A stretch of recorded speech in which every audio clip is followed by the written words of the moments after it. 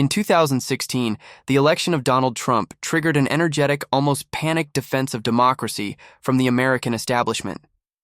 But in this speculative vision of 2025, his return to office has been met with a striking, almost eerie indifference.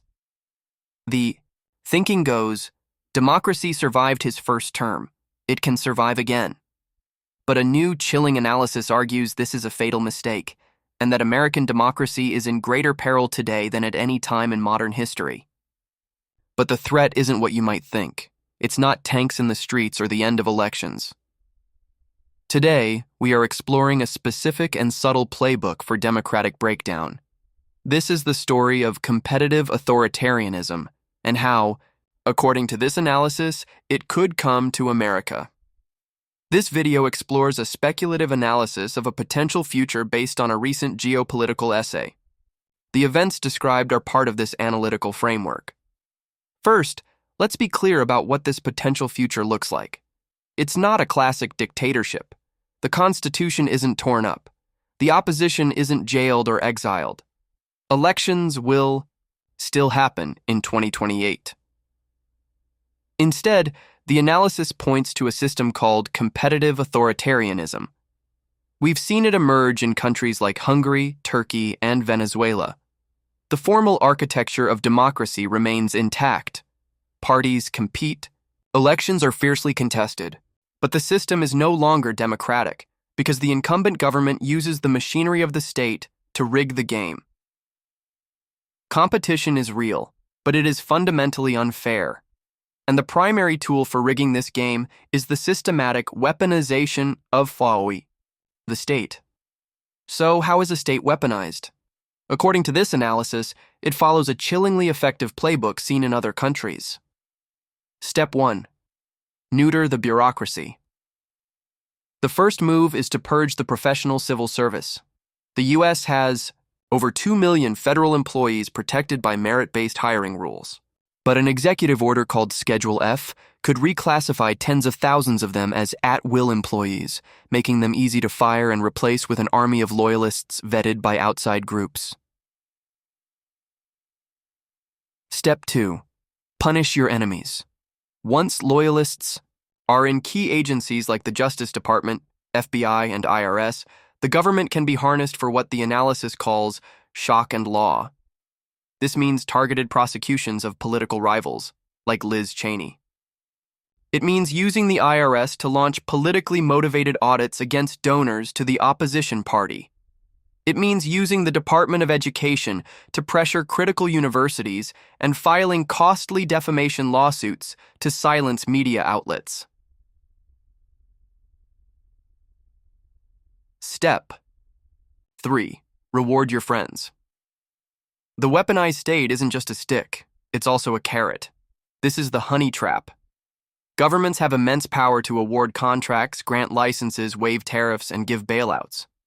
If business leaders believe these decisions are political, they have a powerful incentive to align themselves with the incumbent.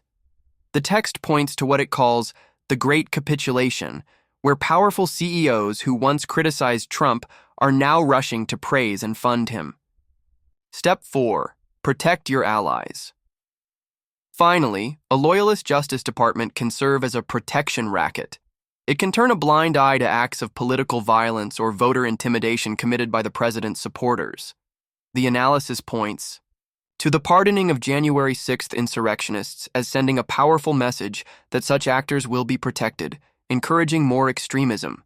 Now the analysis is clear that the United States is not Hungary or Turkey. It has what you might call a stronger natural immunity. An independent judiciary, the power of federalism, and a highly professionalized military all act as powerful constraints. Furthermore, unlike many successful autocrats who had 80% approval ratings when they seized power, Trump's support has never surpassed 50%, making him politically weaker and more vulnerable to challenges. And America's civil society, its network of opposition parties, civic groups, and media, is far richer and better organized than in most countries that have slid into authoritarianism. So, a full consolidation of autocratic rule is unlikely. But here is the crucial, chilling insight of the analysis. Even if democracy doesn't collapse entirely, this tilting of the playing field can slowly poison it to death. It creates what's known as a collective action problem.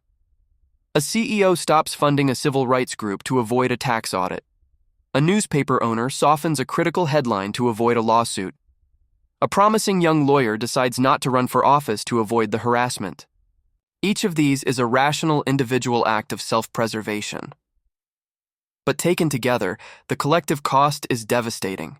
Societal opposition weakens, the media grows less critical, the fight becomes too risky, too exhausting, and the people who would have spoken out never do. This self-sidelining is how an emergent authoritarianism can quietly take root. According to this analysis, America is on the cusp of competitive authoritarianism. The Constitution alone, with its ambiguities that can be exploited, cannot save it. The system will rely on the resilience of its institutions and, most importantly, its people. The opposition can only win if it stays in the game. When fear, exhaustion, or resignation crowds out the commitment to democratic norms, the battle is lost. This analysis presents a stark warning about a potential future. So the question it leaves us with is this. In an environment where opposition becomes increasingly costly and risky, what does holding the line for democracy truly look like to you? I'd love to hear your thoughts in the comments below. If this video gave you a new framework for thinking about the challenges facing democracy, please give it a like, subscribe for more deep dives into the forces shaping our world, and hit that notification bell. Thanks for watching.